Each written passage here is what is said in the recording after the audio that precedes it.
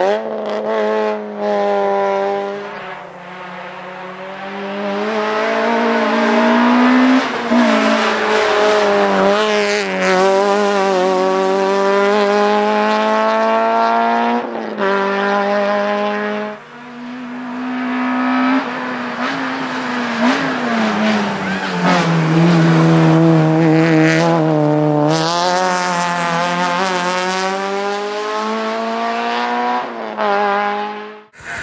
второ място Александър Димитров, Control Racing.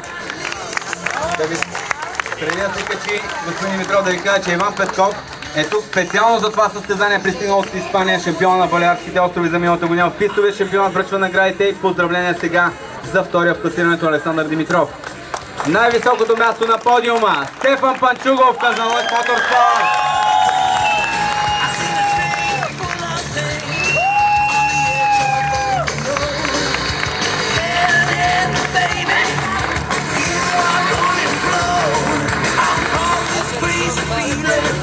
Силни аплодисменти за победителите в Хит 2, една от най-спорваните групи в това състезание. Дами и господа,